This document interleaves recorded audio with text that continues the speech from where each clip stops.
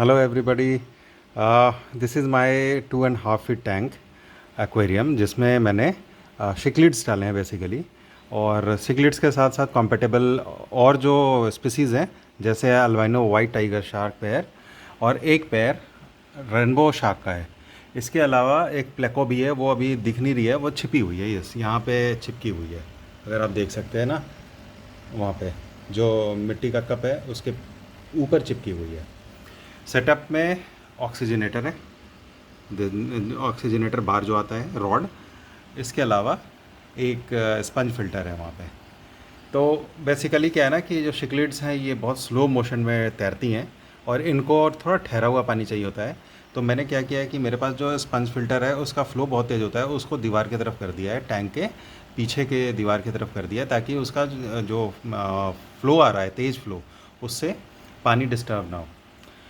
Now I have a pair of red parrots जिसको मैं पेरीज कहता हूँ। इनके नाम मैं बता रहा हूँ फिशेस के। This is single green terror Gogo है। इसको ग्रीन टेरर इसलिए कहते हैं कि ये एग्रेसिव होती है थोड़ी, और बहुत ब्यूटीफुल है। ग्रीन कलर का पैटर्न होता है इसके बॉडी पे, साथ में ब्लैक और ब्लैक डॉट भी आप देख रहे होंगे टेल पे। और जो फिन्स हैं इसके बॉर्डर पे orange, vibrant orange, yes vibrant orange colour का एक पूरा आउटर कवर होता है, सरकमफेरेंस आप कह लो। इसके साथ साथ मेरे पास टिन फॉयल बार भी है। एक्चुअली क्या था ना कि दो थे मेरे पास। आई ऑलवेज़ प्रेफर कि फ़िशेस पेयर में हो जो रह सकती हों। बहुत बढ़िया ये तैरती हैं और ख़ूबसूरत हैं। अंधेरा कर देने के बाद भी इनके जो स्केल्स हैं, सिल्वर स्केल्स, वो चमकते रहती हैं। और देखिए ऑरेंज कलर के इसके, लाइट ऑरेंज कलर के इसके फिन्स। हुआ क्या कि एक दिन ये फ़िल्टर जो है और ऑक्सीजनेटर दोनों समहाउ कनेक्शन जो मैंने दिया हुआ है वहाँ से बंद हो गया। तो इनको बहुत ज़्यादा ऑक्सीजन रिच वाटर चाहिए होता है टिनफॉयल बार्ब को। तो एक अनफॉर्चुनेटली वो उसकी डेथ हो गई उसमें। And that was the only casualty in this tank in 2.5 months। इस टैंक को मैंने बहुत ज़्यादा स्पेस दिया है। जैसे यहाँ पे देखिए पॉट्स हैं, और आप देखेंगे पत्थरों के बीच बीच में भी मैंने बहुत hiding spaces and pass through spaces बनाए हुए हैं। यहाँ पे शंख भी रखा हुआ है। इसके नीचे से भी क्यों रखा है, बिकॉज मेरे पास ना ये देखिए दिस वन इज़ स्मॉल। ये जो आपको पीछे रेनबो शार्क दिख रही है ये छोटी है, और छोटी होने के कारण ऑस्कर्स इसको डिस्टर्ब कई बार करती है, चेज़ करती हैं। तो उसके लिए क्या है ना कि पत्थरों में जगह बहुत ज़रूरी है ताकि ये छिप जाए। दोनों पॉट्स के बीच में भी जगह है, इसके साइड से भी निकल सकती है। तो कई बार इसके अंदर भी मैंने देखा है, अगर इसको चेज़ कोई कर रहा हो शिकलिड, अगर थोड़ा एग्रेसिव शिकलिड, तो ये बीच के छेद से जहाँ वहाँ पे होल बना हुआ ना वहाँ से निकल जाती है।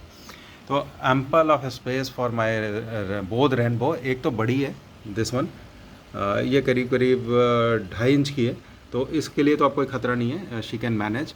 बट छोटी वाली जो है for her I have given ample of pass through spaces and hiding spaces. Now अब ये जो मिट्टी के पॉट्स हैं मैंने क्यों रखे हैं कप्स, बिकॉज जो सिक्लिड वेराइटी है खासकर उसमें जो पैरट्स हैं, this one my cherries berries, तो इनके लिए क्या है कि इनको इसके अंदर रहने में बहुत मज़ा आता है। दे ऑफन गेट इनसाइड और वहीं पे कुछ देर तक रहती हैं फिर निकल आती हैं, और ख़ासकर ये पेयर्स में ऐसा करती हैं। इसके अलावा ऑस्कर जो वाइट ऑस्कर है ये सिंपल वाइट ऑस्कर नहीं है, इसमें पैटर्न भी है, ऑरेंज कलर के पैटर्न्स हैं। अगर गौर से आप देखेंगे ना तो आपको ऑरेंज कलर के पैटर्न्स दिखेंगे। ये भी इन पॉट्स में और इनके पीछे छिपने की कोशिश बहुत करती है और खूब मज़ा आता है इनको। Not getting frightened, they are not frightened, और ये शौक से इसके पीछे छिपती हैं, इनको मज़ा आता है। इनके नेचुरल हैबिटेट में भी ऐसे ही होता है। खासकर हमारा ग्रीन टेरर ये भी ट्राई करता है कई बार कि सबसे बड़े साइज़ में तो ग्रीन टेरर ही है इस टैंक में, तो शी ट्राइज़ कि ये भी इसके अंदर पॉट्स के अंदर कुछ देर के लिए बैठता है, इनको शेल्टर मिलता है, इससे मज़ा आता है इनको। This is morning time, all my fishes are active. मैं 2 बार खाना देता हूँ। मुझे एक्वेरियम जहाँ से मैंने बाई किया था फिशेज़, उन्होंने कहा था कि 1 बार खाना देना, but I thought in human है, और ये खाना बड़ी चाव से खाती हैं, खूब खाती हैं। देखिए ये इसके पीछे पड़ी हुई है, ग्रीन टेरर की आदत है, ऑस्कर को तंग करते रहती है। और ऑस्कर बदले में फिर आकर के इसको हिट करती है कई बार। लेकिन ये जस्ट मतलब एक हैबिटेट में रह रही हैं, छोटा सा है, 2.5 फुट का टैंक है, तो थोड़ा बहुत होता है ऐसा, बट नथिंग डेंजरस। 2.5 महीने में तो मैंने कोई खतरा नहीं देखा, किसी को कोई चोट नहीं आई है।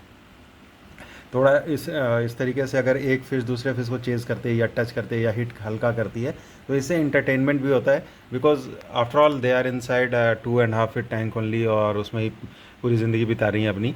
तो फ़िलहाल तो मैं ये कह सकता हूँ कि इस तरीके के एक्टिविटीज़ से इनका भी ना टाइम पास होता रहता है, और थोड़ा कभी एड्रेनलिन बढ़ता है, कभी दूसरी फ़िश सरेंडर करती है, कभी वो हावी हो जाती है, कभी ग्रुप में दोनों ऑस्कर्स मिल करके ग्रीन टेरर को पे हावी हो जाती हैं। तो इस तरीके से ये चल रहा है। नाउ अभी तो ये टैंक चल जाएगा, लेकिन मे बी 6 मंथ्स और 8 months down the line I will have to shift them to bigger tank, से 5 फीट टैंक, 5 फीट टैंक, जिसमें मैं एरोवानाज भी इंट्रोड्यूस करूँगा। हालांकि अभी भी एक एरोवाना जो 5 से 6 इंच की हो सकती है, वो मैं इसके अंदर डाल सकता हूँ, बिकॉज ये most of the fishes they are या तो बॉटम पे या मिड रेंज में टैंक के, एक्वेरियम के, ये तैर रही हैं। एरोवाना मोस्टली ऊपर तैरती है ना।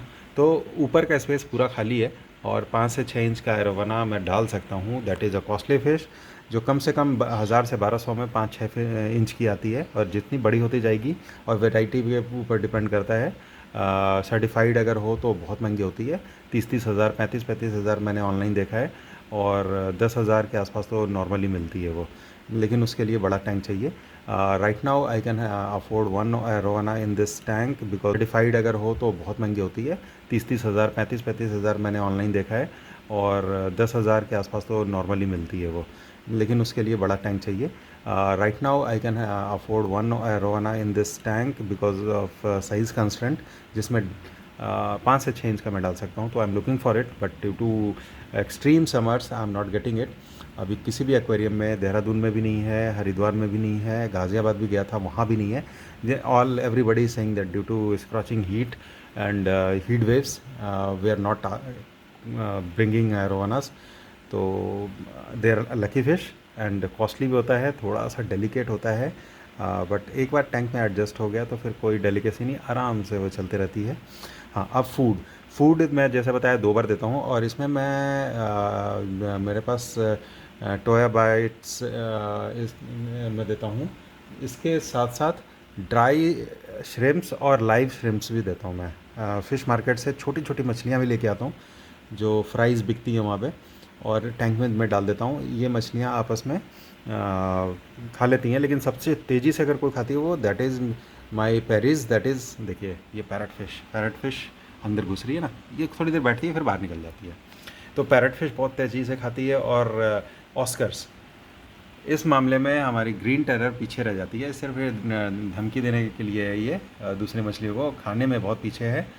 देन टिन फल बार, ये झपटती है बहुत तेज़ी से, अगर इस कोने में है और खाना अगर इस कोने में गया है, तो वहाँ से स्पीड में जा कर के शूट करती है, खाने को इनगल्फ कर लेती है। बड़ा से बड़ा साइज़ का भी अगर मिल जाता है इनको, तो ऑस्कर्स एंड टिन फॉयल, ये इसको एक बार में गटक लेती है। ऑस्कर्स तो कई बार मुंह में रख लेती है, बाद में धीरे धीरे कोने में जाके, इस एरिया में जाके पीछे पॉट्स के छिप जाती है, और वहाँ पे निकाल निकाल के उसको छोटे छोटे टुकड़े में करके खाते रहती है। रेनबो शार्क बेसिकली ये बॉटम फीडर है, और ये ज़मीन पे जो खाने का टुकड़ा गिर जाता है, उसको ये चुन चुन के खाते रहती हैं। तो अगर रेनबो शार्क रखा हुआ है तो प्लीज़ ये इस बात पे ध्यान दीजिए कि रेनबो शार्क ज़मीन पे जो खाने दाना गिर जाता है, सिंकिंग जो फूड होता है आपका, वो खाती हैं। इसके अलावा तो प्लेकोज़ हैं। प्लेकोज़ तो उसके लिए मैं ककम्बर, वाटरमेलन, मस्क मेलन, ये सब देता रहता हूँ, खीरा, तरबूज, इसके अलावा लौकी, इसके ना छोटे छोटे टुकड़े करके मैं दे देता हूँ, वो उस पर चिपक के खा करके उसको हजम कर जाती है, ख़त्म कर देती है। लेकिन डेली नहीं देता, हफ्ते में 2 से 3 दिन मैक्सिमम। बाकी दिन में ये एल्गी और जो ज़मीन पे गिरा हुआ ऑर्गेनिक मैटर है, फीकस नहीं खाती कोई भी फिश। इसमें इस बात को ध्यान दीजिए, प्लेको के बारे में कहा जाता है कि ये फीकस खाती है, बट ऐसा ट्रू नहीं है। वो तब खाती है मजबूरी में, जब खाना नहीं मिल रहा हो, 10 दिन 15 दिन से आपने खाना नहीं दिया उसको, तो वो फीकस खा थोड़ा बहुत खा लेती है। लेकिन दैट इज़ इनह्यूमन, किसी को मजबूर करना, आपने पेट रखा है तो ऐसा नहीं होना चाहिए। देन एल्गी खाती है। देखिए मेरे टैंक का जो वॉल है ना, वो बहुत क्लीन है, इस पर कोई निशान नहीं है, थोड़ा ऊपर है बस, बिकॉज वहाँ प्लेको नहीं पहुँच पाती तो मुझे हाथ से साफ़ करना पड़ता है। रेस्ट मैंने आपको जितना भी हो सकता है वो सब बता दिया। इसमें पानी चेंज का बताया, बिकॉज शिकलिड्स हैं ज़्यादा शिट करती हैं, तो और अमोनिया और नाइट्राइट जो है ना वो बढ़ जाता है, तो इसमें फ़िश की डेथ हो सकती है। तो इसके लिए मैं क्या करता हूँ कि हर हफ्ते में एटलीस्ट 50% ऑफ वाटर मैं चेंज कर देता हूँ, है ना। उससे क्या होता है कि फ्रेश वाटर मिल जाता है, और रेस्ट इसलिए छोड़ देता हूँ बिकॉज उसके अंदर बैक्टीरिया, जो गुड बैक्टीरिया है हेल्दी रखने के लिए एक्वेरियम को और फिशेज़ को, वो उसके अंदर है। तो 50% टू 40% ऑफ वाटर मैं छोड़ करके रेस्ट में चेंज कर देता हूँ। खाना भी इतना देता हूँ कि 2 से 2.5 मिनट तक ये फिशेस बिज़ी रहें, सुबह और शाम को। मोस्टली ट्राई करता हूँ कि खाने का टाइम इनका फिक्स्ड हो, 6 बजे इवनिंग, और सुबह करीब करीब 8:30 के आसपास, 8 से 8:30 के बीच में मैं दे देता हूँ, ताकि इनको भी एक हैबिट बन जाए कि नहीं इस टाइम पे फूड आ रहा है। फूड आते ही ऑस्कर्स बहुत एक्टिव हो जाती हैं, दे come to me, near me, और दे वॉच कि कहाँ से खाना आ रहा है। छोटे छोटे प्रॉन्स भी इनको बहुत पसंद है। उनकी सफाई कर दो, स्केल्स निकाल दो, एंड देन जो बॉडी होती है उसको मैं डाल देता हूँ इसमें। दे रिलिश, रियली रिलिश, और इससे क्या होता है कि न्यूट्रिशन भी मिल रहा है इनको और वाइब्रेंट फूड भी मिल रहा है। कई बार हम सिर्फ एक दाना लेके आते हैं और वो देते रहते हैं, ऑरेंज के जो दाने होते हैं, महंगा से महंगा भी लिया है, लेकिन क्या है कि रोज़ एक ही खाना दे रहे हैं तो क्या होगा, मज़ा नहीं आएगा इनको। That is why I go for different types of food. Even fruits भी मैं देता हूँ, बहुत शौक से खाती हैं, मैंगो भी खा लेती है। मैं तो देखा है ऑस्कर्स और पैरट्स मैंगो के छोटे छोटे टुकड़े करके अगर डाल दो, थोड़ा ज़्यादा नहीं, थोड़ा थोड़ा, for a change, they eat them up. कई बार तो राइस के दाने भी मैं छोटे, थोड़ा थोड़ा बॉइल्ड राइस डाल देता हूँ तो वो भी खा लेती हैं। तो फूड में वैरायटी बहुत ज़रूरी है, जैसे हमें पसंद है वैसे इनको भी पसंद है। और एक बात और, अगर आप शिकलिड्स रख रहे हैं तो ज़रूर सैंड रखिए नीचे, बिकॉज इनको पसंद है सैंड के साथ प्ले करना। एक जगह का सैंड दूसरे जगह ले जाती हैं, मुंह में उठा उठा करके, छोटे छोटे पत्थर जो इनके मुंह में आ जाए उसको उठा के दूसरी तरफ कर देती हैं। इनको अपना स्पेस बनाने में बड़ा मज़ा आता है। देखिए माई पेरीज, वन ऑफ द पेरीज पैरट, ये इसको, ये ना इसको छिपने में बहुत मज़ा आता है, लेकिन हाँ कैमरा कंसस है, जैसे कैमरा मैं लेके आता हूँ ना ये निकल जाती है वहाँ से। So this is all about my aquarium. The video is too long, 12 minutes का हो गया है, तो ठीक है। Take care of your fishes. I am a beginner still, I studied, मैंने थोड़ी जानकारी ली, यूट्यूब से भी ली, देन थोड़ा मेरा नॉलेज इसलिए कि मेरा सब्जेक्ट था ग्रेजुएशन में जूलॉजी, तो उसमें भी मैंने पढ़ा था। देन अपना कुछ नेचुरल इंस्टिंक्ट, और 2.5 महीने में मैं थोड़ा सीख गया हूँ। प्लांटेड एक्वेरियम नहीं हो सकता, छोटी सी बात और बता रहा हूँ, बिकॉज सिक्लिड्स हैं, जैसा मैंने बताया कि एक होती हैं और बॉटम को चेंज करती हैं, तो आप प्लांट्स नहीं लगा सकते। तो मैंने क्या किया है कि इसके बगल में पॉट्स रख दिया मनी प्लांट के, और मनी प्लांट को इसके अंदर मैंने डाल दिया है। मनी प्लांट को क्या हो रहा है कि इसमें नाइट्रोजन बेस्ड वाटर भी मिल रहा है, रिच वाटर मिल रहा है, नाइट्रोजन रिच वाटर, यस, और पौधे भी अच्छा ग्रो कर रहे हैं धीरे धीरे। मेरा प्लान है ये कि पूरा टॉप कवर हो जाए, मनी प्लांट जैसे जैसे ग्रो करेंगी, तो इसमें एक हाइडिंग स्पेस भी मिल जाता है, और जो शिकलिड वेराइटीज़ हैं उनको मिट्टी खोद करके उनके जड़ें और बॉटम को चेंज करती है, तो आप प्लांट्स नहीं लगा सकते। तो मैंने क्या किया है कि इसके बगल में पॉट्स रख दिया मनी प्लांट के, और मनी प्लांट को इसके अंदर मैंने डाल दिया है। मनी प्लांट को क्या हो रहा है कि इसमें नाइट्रोजन बेस्ड वाटर भी मिल रहा है, रिच वाटर मिल रहा है, नाइट्रोजन रिच वाटर, यस, और पौधे भी अच्छा ग्रो कर रहे हैं धीरे धीरे। मेरा प्लान है ये कि पूरा टॉप कवर हो जाए, मनी प्लांट जैसे जैसे ग्रो करेंगी, तो इसमें एक हाइडिंग स्पेस भी मिल जाता है, और जो शिकलिड वेराइटीज़ हैं उनको मिट्टी खोद करके उनके जड़ों को निकालने का मौका भी नहीं मिलता, क्योंकि जड़ बाहर है। और जैसे मैंने अंदर डाला है ना, तो इसमें वाटर वहीं से एब्जॉर्ब हो जा रहा है, रूट्स डेवलप हो रहे हैं धीरे धीरे, तो इसमें भी कम पानी डालो या कभी नहीं भी डालो तो चल जाता है। तो this is how I am managing my aquarium, and I am very happy to get them in my home. these are all are my lucky fishes. Fish पालना बहुत लकी होता है। Thanks for watching my video. Please don't forget to subscribe my channel and share the video to all your friends, जिसमें एक hobbyist आपको दिखता हो, या ऐसा लगता है कि the person can be a potential hobbyist. Bye, take care and take care of nature. गर्मियों का टाइम है, एक पेड़ ज़रूर लगाएं और उसको पूरे साल पानी देते रहें, बरसात आ जाने पे पानी नहीं देना पड़ेगा। बरसात के बाद फिर कंटिन्यू करें, सितंबर अक्टूबर से पानी देना, और अगले बरसात के आने से पहले पहले तक देखेंगे वो पेड़ सेल्फ सफिशिएंट हो जाएगा। देन नेक्स्ट रेनी सीजन में आपको पानी नहीं देना पड़ेगा। This much only I can request you. Thank you so much, bye, take care.